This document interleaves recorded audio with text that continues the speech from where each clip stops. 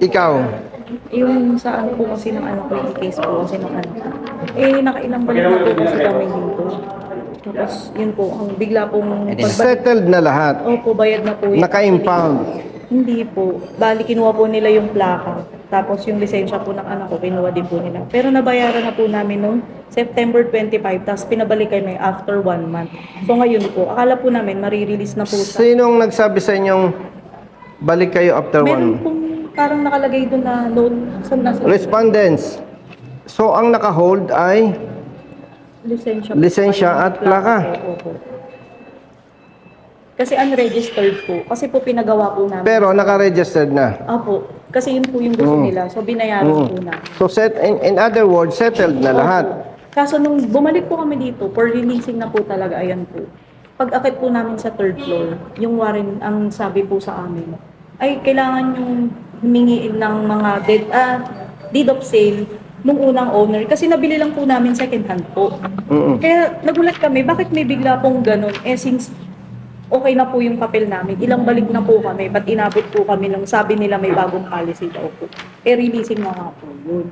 Akit nga tayo. Sakop mo ba yun, partner? Law enforcement yun dito sa... Law enforcement, let's go. Salamat. Doon na kami sa law enforcement. Thank you. Thank you. Brother, yung problema mo hindi pa tayo tapos. Oh, thank you. Attorney, salamat. Sige po. Thank you. Mag-uusap pa tayo. Halika, Mrs. Sige. Sir, dito.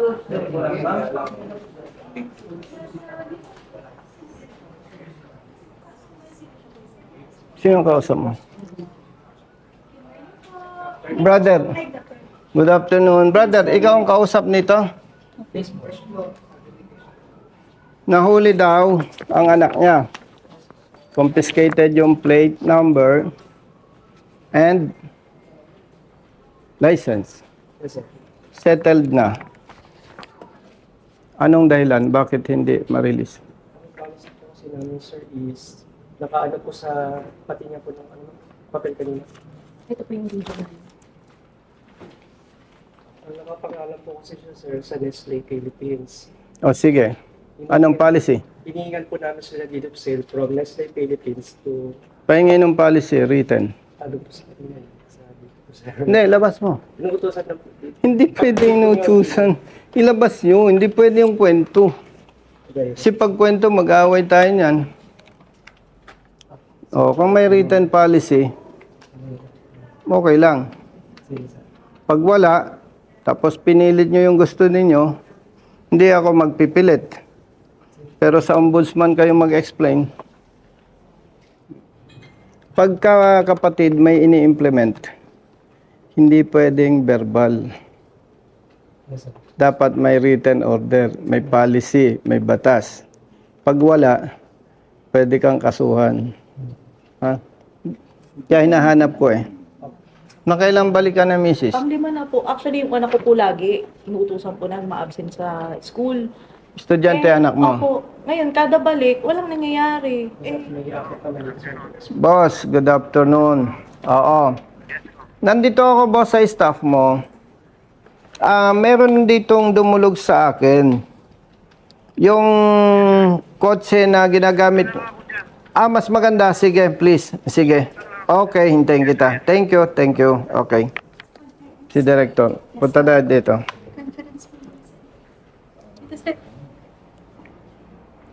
Sige. Opo kayo.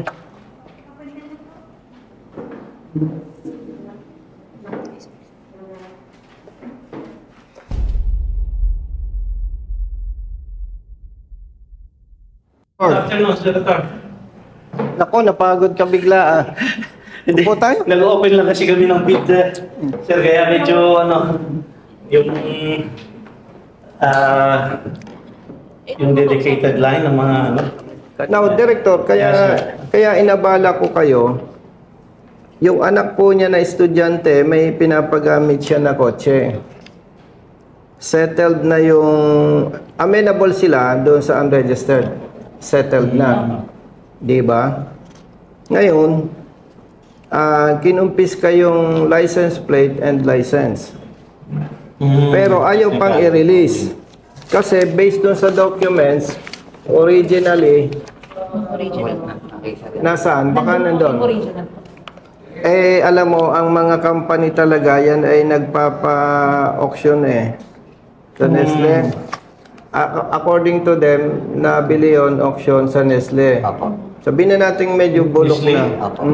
2,000 pa po yung sasakyan. Ngayon, regardless kung ano man yan, sabi ng tao mo, staff, hindi pwedeng ma-release yun unless may mga masubmit na documents. Ang sabi ko, kaya ako tumawag sa'yo, hindi sila makasagot. Kung merong written order, policy, directive, memorandum, respetuhin natin yan. Pero kung wala, with respect sa office mo, gusto ko na i-request ma-release. Unless kung reported stolen or involved sa crimes, wala na akong magagawa doon. Malinis ang record Yes, sir. Ang ano lang natin pagka ang policy kasi natin, sir, under sa nire-require na other documents, kasi pagka hindi naka-register sa nagki-claim, due diligence namin, sir, na Excuse me. hindi... Ikat kita. Yes, sir. Halimbawa, minamanay ako yung sasakyan. Ako si Mr. Busita. Nahuli ako ng enforcer mo. So, ang pananaw ng LTO, ako ang may-ari. Ako ang possessor. At Diba? yes, sir. Yes. Then, nasettle kong multa. Wala naman kayong makita sa record kung alarmado ito ba ay may other violations, ito pa ay reported stolen, ito ba ay involved sa crimes. Ano ang legal ground ninyo para hindi nyo i-release sa akin? Meron po ba kayong written policy? Parang on the reverse, ano lang, sir. What is the proof na kanya yung sasakyan? Lilinawin ko. Yes, sir. Una, hindi natin dapat kalimutan, public servants tayo. Public service. Ang LTO kaya nandito, public service to regulate vehicles and issue licenses. No. Now, ako po ang nagmamaneho. Nahuli ako ng tao mo. So with that, ang presumption mo, akin yon. Okay. May violations. Sinettle ko. Now, nung masettle ko, if gusto nyo i-prove na ako may-ari, Yes, sir. parang may mali ang sistema ninyo. Why? Wala kayong makikita sa record. Yan ba'y alarmado dahil may other violations? Yan ba'y stolen? Yan ba'y involved sa crimes? Wala kayong makita very clear Parang may mali parang ginigipit ninyo yung katulad ko kung ako yon. Now, kung director, kung meron kayong written policy, siyempre, ikaw as one of the official ng LTO, re-respetuhin kita. Pero kung wala kayong may pakitang written policy, kaibigan kita, pero hindi kita pipilitin. Pero pag hindi mo ni-release, bukas na bukas, bibigyan ko ito ng abogado. Magpapile kami ng case sa ombudsman. Wala kaming iba pwedeng gawin. There are 3 violations, sir, except yung other special laws. So, licensing violations and registration violation. So, yung case na sinabi po ninyo, driving with an unregistered vehicle, sa kanya, masisettle niya, okay na yung license niya. Pagdating sa unregistered vehicle, kung nakapangalan sa kanya, walang issue, sir, release. Katulad yung sinabi nila, nakuha nila sa Nestle. Ipakita lang nila yung ano ng Nestle na kinuha na Ito po yung deed of sale. Hindi, ako bala. naibenta sa kanila yung sasakyan. Pasensya. Hindi ko i-advise yun. Kasi, alam ko may background ka sa law. In this case, kayo yung may pagdududa Kung kayo makipagdududa, i-prove ninyo na tama ang pagdududa ninyo na may problema. But, kung wala kayong ma-prove na may problema, mali kayo. What about, biglang sabi ng Nestle representative, Director Almora, walang problema. Ito po. So, with that, dahil doon sa inyong pagdududa, naperwisyo na sila. Ang anak niya, 5 times nang nagpabalik-balik. So, alam mo, Director, isa yan sa advocacy ko eh. Ayaw kong napiperwisyo yung katulad nila eh. Nabanggit mo, partner, yung transfer of ownership. Mainit na issue yan eh. Yeah. Di ba may existing... Di ba may policy kami? lumabas na memo? May memo po kami based doon sa anti-carnapping. Which, No. doon sa anti-carnapping, although motorcycle yung sinabi niya, inano natin na yun pa rin kahit sa MB, it has to be, the ownership must be transferred and the transfer of ownership must be reported to LTO within a Pero- specified period of time. Respetuhin kita dyan. Yes, sir. Pero alam mo ba yung pumutok na issue yan? Nag-message ako kay Executive Director. Meeting with you and ASEC. Twice. Unfortunately, busy si ASEC. So, to cut the story short, hindi nag-materialize yung request ko na meeting. Ay nabanggit mo din lang itong transfer of ownership. At tayo naman, magkaibigan, sabihin mo kung mali ako. May problema sa transfer of ownership. Maraming sasakyan, Director. 5 times, 7 times nang nabenta. Hindi pa nasalin. Tama po ba? Yes, sir. Ngayon, hindi ko naman biniblame yung anybody from the LTO. Pag sinuri nating mabuti, Director, yung problema, ang ugat ng problema, LTO. Why? One, alam ko, hindi mo itatanggi yan. Maaring wala ka pa sa LTO noon, pero maraming dekada ang nakalipas. Kahit walang alam, basta may pera, nagkakalisensya. Huwag mo nang aminin, huwag mo nang itanggi, kasi syempre, LTO ka. Pero alam ng taong bayan yan. So with that, na may nagkakalisensya na walang alam, hindi dumaan sa seminar, hindi sila na-inform na pag bumili ka ng sasakyan, o nagbenta ka ng sasakyan, itong mga requirements. So, talo na doon yung mga motorista. Now, nandyan na yung problema. Huwag na tayong magsisihan. Alam mo, Director, lumaki ang problema dyan kasi hindi na-address ng LTO. Isa-isahin ko sa'yo. Isa sa mga nagiging experience po ng mga car owners, pag pumunta sa LTO, sir, tatransfer ko ng ownership. Makikita ng tao mo, Mr. Busita, expired itong attached photocopy ng ID ng vendor. Hindi tatanggapin.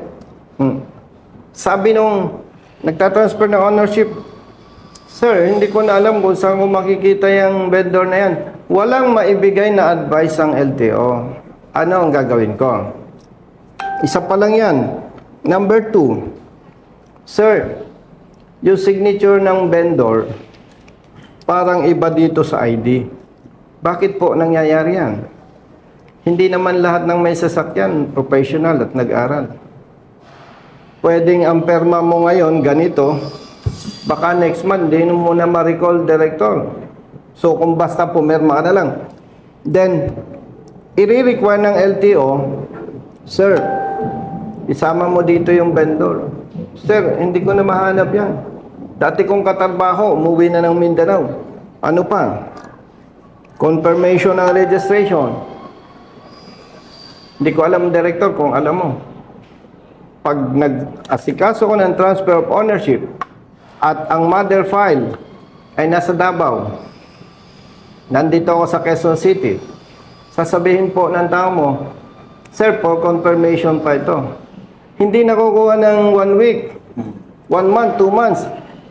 So, hindi naman ako babalik-balik, Director, para sa confirmation. So, sa punto na yung Director, with all due respect, kasi hindi mo naman area of concern to, problema ng LTO yun. Mabagal sa confirmation. Ano pa? Lumabas yung confirmation after 1 month. Balik ako sa LTO, sir, okay na po, may confirmation na po, sabi ng staff mo, o ito. Sir, expired ang XPG clearance mo. Director, sa maliit na manggagawa, yung 300 pesos HPG clearance o kung magkano amount, hindi ganun kadali. Eksakto eh. Sabi nga, yung mga ordinaryong motorista, parang coke eh. Kung hindi eksakto, zero. Banggitin ko lang, nabanggit mo din lang yung transfer of ownership eh. Assume ng balance. Hindi naman nag-lecture ang LTO na pag kayo ay bibili ng sasakyan na hulugan, nag-assume kayo ng balance, hindi nyo marireceive yung original o RCR. Tama po ba? Nasa financial company o financing company. Eksakto. Di halimbawa, Director, in-assume ko yung sasakyan mo. In good faith, nagtutuloy ako ng bayad. Kasi ang arrangement natin, ganun eh. Natapos ko na yung bayaran. Sa ano, hindi pa napaialam sa financing company. Yes. Tapos, Director, natapos ko na yung bayad. Ay ordinaryo akong manggagawa, dati kitang katrabaho, hindi na kita malocate. Wala ngayon akong authority na ma-pull out yung original ownership. So, matatransfer ko ba ang ownership? Wala, hindi. Hindi ko matatransfer. Saka hindi ka ang owner. Yes. Nagbayad ka pero in the name of yung tao. So, Yes. siya pa rin yung... So, based on document, yung binilhan ko pa rin, yung nag-assume pa rin, yung first owner. So, may problema ako. Hindi na advice ng LTO sa akin yun, through seminar. Ano pa, Director? Yung binilhan ko, namatay na. Tapos, may lacking document. Ibig sabihin, hindi ko na pwedeng i-produce yung may-ari. Ano pa, Director? Hindi ako na-advise ng LTO. Mag-ingat kayo pag bumili ka ng sasakyan. Bakit po? May nabibili. Nakaw. Patong-patong yung ano. Problema. Yeah. Nakaw. Meron pa, Director, na talon sa financing. Hulugan pala yung binili ko sa'yo. Hindi ko alam. Nagbayad ako sa'yo. Akala ko, basta may ORCR, nakapangalan sa'yo, okay na yun.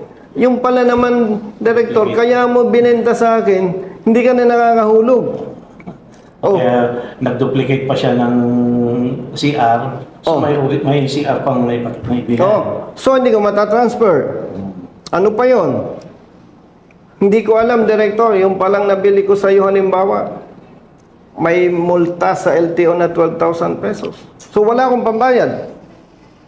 Paano ko asikasuhin yun? 12,000, ang hanap buhay ko. Minimum wage. Ano pa? Yung binili ko pala sa iyo, Director, halimbawa, nasa sakyan, nag-change color ka, hindi ko naman alam. Hindi ganun kadali. Mabigat para sa akin. May kailangan pang certification. Hindi ko alam. Yung palang kotse binili ko sa'yo, kumatok ng makina, nag-change engine ka. Wala yung documents. Hindi ko may tatransfer. Tama po ba? Tapos, patong-patong yung deed of sale na nabili ko, Director. Ang kulang pang documents, yung sa first owner. Matatransfer ko, hindi. Hindi ko matatransfer. Ano pang nangyayaring problema? Punta ako sa LTO District Office, lakaring kong transfer. Sir, hindi pwede itong insurance. Kasi sa ibang office ako kumuha ng insurance. Ang gusto ng district officer na iba, kung ano yung insurance dyan sa tabi, doon dapat. Ay ordinaryo akong motorista, car owner, hindi ko may pilit. Sir, hindi nyo ako pwedeng i-require kasi may insurance ako eh. So, now, hindi ganun kadali na ma-resolve ko yung problema. Ano pa, Director? Tatransfer ko yung ownership. Sinalo ko yung sasakyan sa kanya. Pagdating sa PMBIC, Mr. Busita, hindi pa uploaded ang plate number mo. Naku. Hindi madali para sa akin yon. Now, ang gusto ko sanang imungkahi sa LTO, kung akong nasa LTO, una, tatanggapin ko, malaki ang aking pagkukulang sa taong bayan. Hindi ko ipapa-shoulder sa taong bayan, sa mga car owners, yung problema patungkol sa transfer of ownership.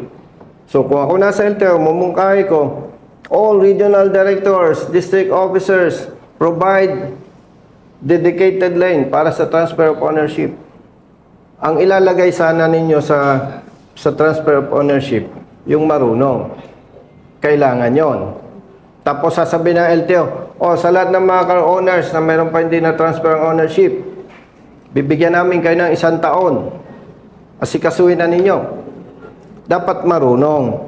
Ang tanong, Direktor, pag ako maglalakad ng transfer ng ownership, pag evaluate mo, expired ang ID nung first owner, 5 kaming buyers, 5 yung deed of sale ko. Tanong, anong i-advise mo sa akin para ma-resolve? Ang ano naman natin doon, at the time nung execution, kung hindi natin inano yung nung next na transfer yung halimbawa sa ating dalawa, valid yung license, ay yung ID ko, at the time, di ba, maano naman yun, Hindi. notarize. So, Halimbawa walang lang. effect yung ano sana sir Hindi, Ganito. Hindi dapat Ganito, Director. Ito first owner. Yeah. Benenta dito, benenta dito. Ako ito ngayon. Mhm. Inaasikaso ko. Yung deed of sale nito, hindi notarized. Yung ID nitong first owner, hindi valid. Mhm. Okay? Pagpunta ko sa'yo, anong ma-advise mo sa akin? Ay, in good faith, gusto kong sumunod. So, may problema. Dapat pag-usapan ng LTO yon. Ano pa? Yung nabili kong sasakyan, inas yung balance ko. In good faith, gusto kong i-transfer. Anong i-advise ng LTO? So, yung mga tanong na yung Director, dapat LTO ang sasagot. Hindi pwedeng sabihin sa car owners na bahala kayo sa buhay nyo. Hindi pwede. Kaya kung ako po ang tatanungin, with all due respect, hindi pwedeng magpataw ng multa ang LTO agad-agad. Dahil kung ating titingnang mabuti, malaki ang pagkukulang ng LTO. And with due respect sa iyo at kay Asek Mendoza, kailan lang naman kayo, way back, mga ilang dekada nang nakalipas Kumbaga, ang pinag-uusapan natin, yung problema pangkalahatan. Na yung mga problemang minana hindi naman pwedeng sabihin natin kasalanan nyo yan Ay 20 years, 30 years ago na yung problema na yan. Ngayon lang nabuksan. Issue. Kaya the best talaga dyan, Director, with respect sa LTO, isaayos muna yung registration. Na hindi masacrifice ang taong bayan, yung mga car owners. Kumbaga, win-win solution. Wala nang sisihan. Upuan, ayusin. So, lahat naman ng problema, may solution kasi administrative, naman yan issue. Yes.